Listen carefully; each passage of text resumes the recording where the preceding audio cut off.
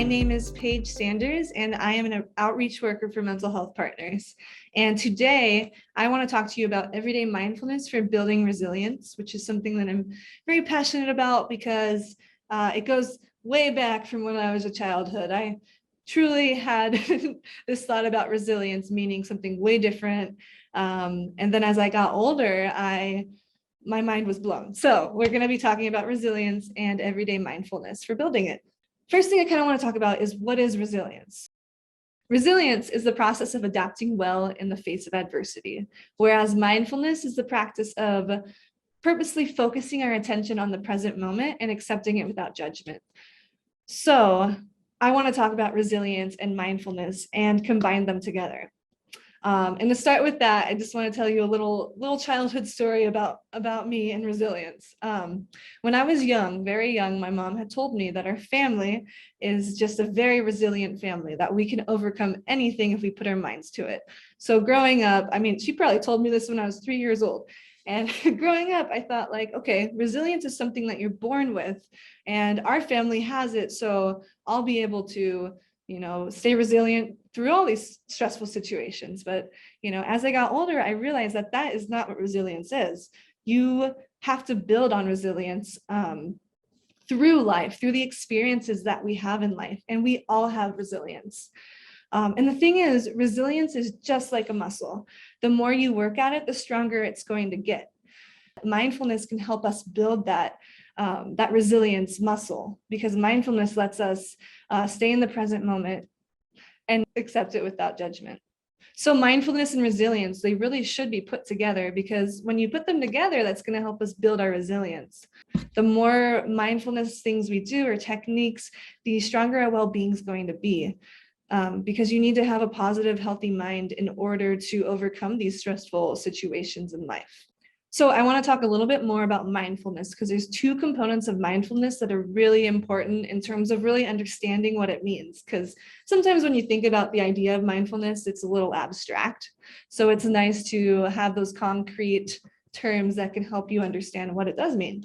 So the first one is meta-awareness. So meta-awareness is the ability to observe your thoughts, your feelings, your sensations, and impulses as they are happening. And when we're able to observe all those different things that go into experiences with it around us in life, we're more aware of what to do next. So when we have that awareness, we know what to do next. But when we do not, we're stuck in that familiar, habitual reactions of what we usually do when stressful situations happen.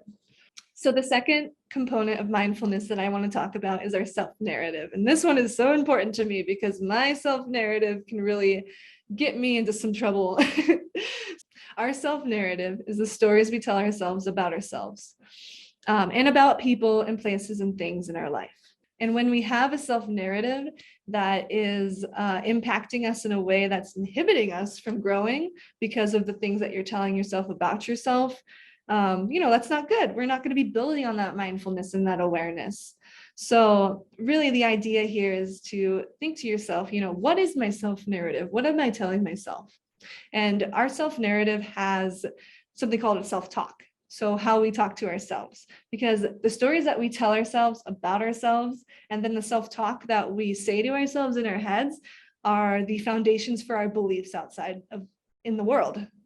So meta-awareness, which is our ability to observe our thoughts, our sensations, our feelings as they are happening, that's a very important part of mindfulness.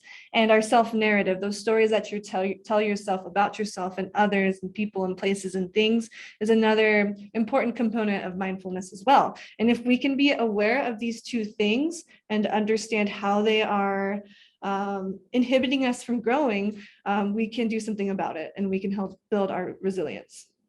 So on our next video, we're going to be talking about neuroplasticity and how important it is in terms of mindfulness, and the 4 pillars of a healthy mind, which is something that I found from a psychologist named Richard J. Davidson.